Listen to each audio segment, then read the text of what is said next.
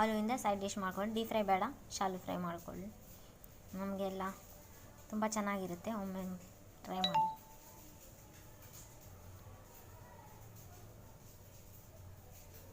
Chat masala, garam masala ಏನಾದರೂ ಹಾಕ್ಕೊಳ್ರಿ, ಚೆನ್ನಾಗಿರುತ್ತೆ. ಒಮ್ಮೆ ಟ್ರೈ ಮಾಡಿ ನೋಡಿ.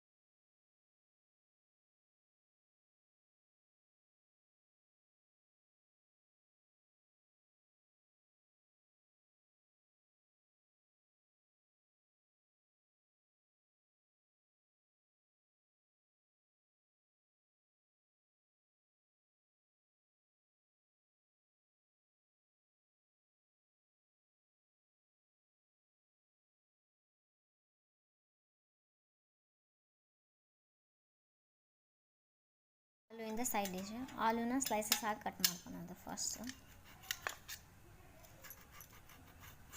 ಸ್ಲೈಸಸ್ ಸ್ವಲ್ಪ ದಪ್ಪ ದಪ್ಪನೇ ಇರಲಿ, ಏನು ತೊಂದರೆ ಇಲ್ಲ. ಪೂರ ತೆಳು ಬೇಡ. ಆಲೂ ಸ್ಲೈಸಸ್ ಪೂರ ತೆಳು ಏನು ಬೇಡ. ಆಲೂ ಸ್ವಲ್ಪ ದಪ್ಪ ಇದ್ರೇ ಚೆನ್ನಾಗಿ ಮಸಾಲ ಎಲ್ಲ ಒಳಗೆ ಹಿಡ್ಕೋಬೇಕಲ್ಲ.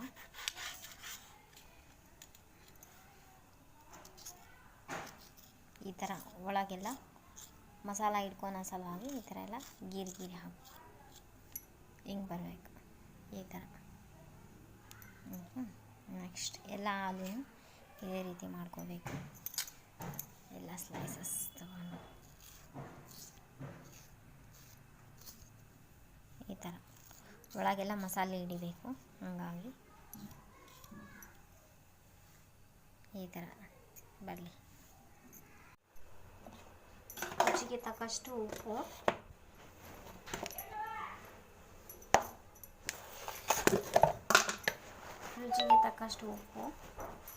ನಂತರ ಸ್ವಲ್ಪ ಅಚ್ಚ ಖಾರದ ಪುಡಿ, ನಂತರ ಸ್ವಲ್ಪ ಅರಿಶಿನ,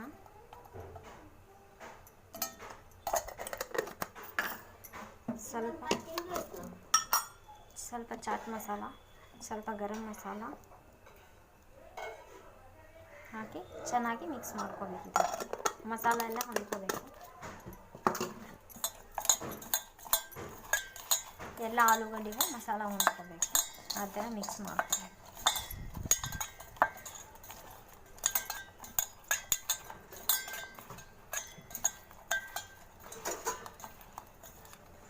ಎಲ್ಲ ಮಸಾಲನೂ ಹೊಂದ್ಕೊಂಡ ನಂತರ ಶಾಲು ಫ್ರೈ ಮಾಡಬೇಕು. ಇವಾಗ ತವಾ ಫ್ರೈ ಮಾಡೋದ್ರಿಂದ ತವಾಗೆ ಸ್ವಲ್ಪ ಎಣ್ಣೆ ಹಚ್ಕೋಬೇಕು.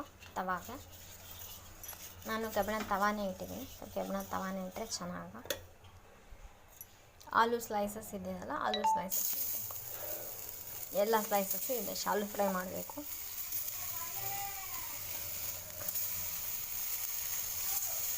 ಎಲ್ಲನೂ ಇದೇ ರೀತಿ ಶಾಲು ಫ್ರೈ ಮಾಡಿ.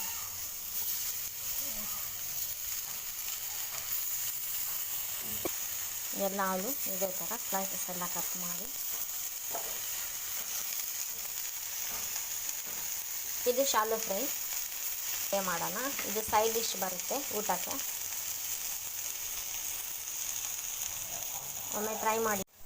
ಇದು ಒಂಥರ ಸೈಡ್ ಡಿಶ್ಶು. ಬರೀ ಆಯಿಲಿ ಫುಡ್ ತಿನ್ನಬೇಕಲ್ಲ, ಡಯಟ್ ಇರೋರು ಹೆಂಗೆ ಮಾಡಬೇಕು ಅಂತಂದರೆ, ಆಯಿಲ್ ಬೇಡ ಅಂತಂದರೆ ಆಯಿಲ್ ಶಾಲು ಫ್ರೈ ಮಾಡ್ಕೊಳ್ಳಿ. ಒಮ್ಮೆ ಮನೆಯಲ್ಲಿ ಟ್ರೈ ಮಾಡಿ ನೋಡಿ. ಚಾಟ್ ಮಸಾಲ, ಗರಂ ಮಸಾಲ, ಸ್ವಲ್ಪ ಉಪ್ಪು, ಸ್ವಲ್ಪ ಅರಿಶಿನ, ಸ್ವಲ್ಪ ಖಾರದ ಪುಡಿ ಹಾಕಿದ್ದೇನೆ. ಥರನೂ ತಿನ್ಬೋದು ಇದನ್ನು. ಶಾಲು ಫ್ರೈ ಮಾಡಿದ್ದು ಆಲೂ ಚಾಟ್.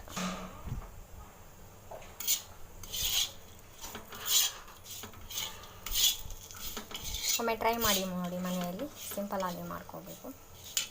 ಈ ಥರ ಇದು ಮಸಾಲ ಎಲ್ಲ ಒಳಗೆ ಹೋಗಿದೆ.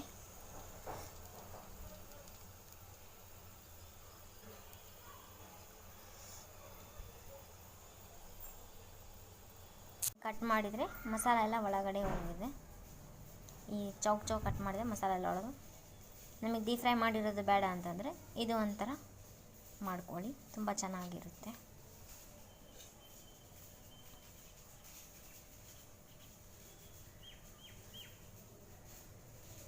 ಆಲೂ ಸೈಡ್ ಡಿಶ್.